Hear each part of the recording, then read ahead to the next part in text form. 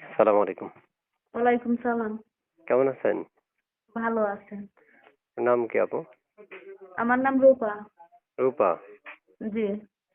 বয়স কত? 18। কেন আসছিলেন আবার বলেন? আইসি ভাই, অনেক কষ্ট দুঃখে আছি বিধে প্রতিবেদন আইসি। একটা মনের মতন মানুষ যদি পাই যে আমার পাশে থাকবো, যে আমার দায়িত্ব নিব, একটা সঠিক মানুষের যদি হাত ধরে সারাটা জীবনের জন্য পাইতাম, তো আমি তার পাশেই সারা জীবনের জন্য থাকবো। আচ্ছা আচ্ছা। এই নাম্বারটা কার? এই নাম্বারটা আমার। এই নাম্বারে ফোন দিলে আপনাকে পাওয়া যাবে? যে এই নাম্বারে ফোন দিলে আমারে সবাই পাইবো। আচ্ছা আচ্ছা। কেমন বয়সী মনে মানুষ চাচ্ছেন? এমন বয়সী মানুষে তো বয়স দিয়ে পানি ভাত খায় না। আমি মনের মতন হইলে তাকে আমি জীবন সঙ্গী হিসেবে গ্রহণ করব। বুঝতে পারছি। কোথায় থাকেন? আমার বাড়িটা চট্টগ্রাম। বিয়ে হয়েছে আগে? না, বিয়ে শাদী হয় নাই।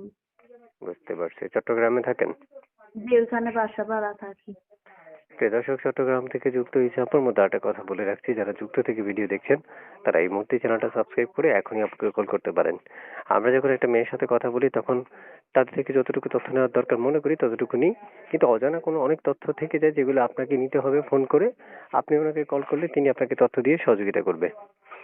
তারপর শুনতে চাচ্ছি, আগে পরে ইউটিউব করছিলেন কখনো?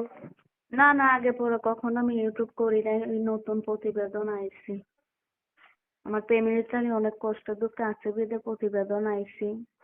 আমার যৌতুক ছাড়া বিয়ে হয় না। আমি যে যৌতুক চাইবো না, একটা মনের মতন মানুষ হবে যে আমাকে সারা জীবনের জন্য দায়িত্বমান হিসেবে গ্রহণ করবে, আমি তার পাশেই সারা জীবনের জন্য থাকবো। আমি 5 আচ্ছা, ওয়াক্ত নামাজ কলমা করি।